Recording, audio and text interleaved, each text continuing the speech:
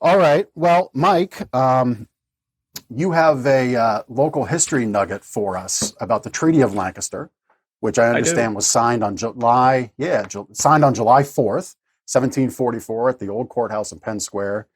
Aftermath of that's been had a profound effect on our future, on the foundation of our future in democracy. So, Mhm. tell us a little bit more about that. Sure. There's a lot of great, I would say, unknown facts about Lancaster, but certainly not always that well highlighted. But this is one of them. And there's a treaty conference held right on the square back in 1744, so very early on in the history of the city and the country. And it was between the six tribes of the Iroquois Nation and the colonies of Maryland and Virginia over settling a few land disputes, things like that. They convened for almost 2 weeks, so with the Indians camping out around Lancaster and around the square, ultimately signing the Treaty of Lancaster on July 4th, 1744, so 32 years to the day prior to the signing of the Declaration of Independence. That little tidbit's kind of lost to history. They settled their differences, moved on, but what was impactful out of that was that there was a presentation made at the end of this treaty conference by the representative of the Iroquois Nation. His name was Chief Canasatigo. He was a big, tall, 6'4" imposing guy, and he already was aware that the colonists were having trouble with the British, trying to decide whether they wanted to rebel or stay as part of the crown. And he made this presentation where he first held out a single arrow to one of the representatives. When they took it as if it was a gift, he snatched it back from them and snapped it over his knee. And he turned around and he had this bundle of 13 arrows prepared behind him, which he then held out the same way.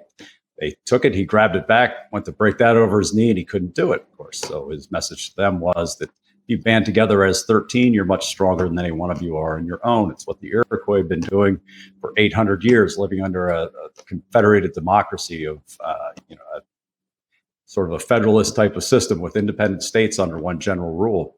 So, as the founding fathers read about this, heard about this. Ben Franklin specifically referenced it often as having a real impact on the foundational thinking of what our democracy should look like. So, kind of what we have now, a confederation of independent states under one general rule. So, right here on our central square, very long time ago. So, as you're walking past the monument, just stand there and think about it. Another cool thing to come out of that, if you will indulge me for a second, and my low-tech solution. Hopefully you can see the eagle there if I pull it out anyway. Right there and kind of hold. Yeah. So tell us about that. It's called the Great Seal of the United States. Okay. It has two components, the eagle and the pyramid. So I'll put this down for a second. So, in 1782, they're negotiating the Second Treaty of Paris, which ends the Revolutionary War, and they have to come up with a Great Seal of the United States. They have to start printing money and stamping official documents. They tried a few times, nobody could agree. Ultimately, they turned to a guy from Lancaster. His name was William Barton, and he was an attorney here, but he also designed coats of arms, things like that. So probably a pretty natural choice. He's the one that actually came up with the Great Seal that was finally approved.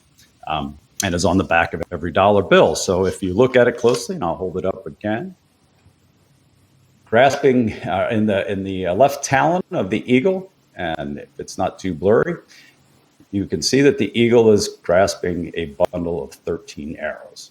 Those 13 arrows those 13 arrows are a reference to the colonies, but also a direct reference to that treaty conference held right here in 1740.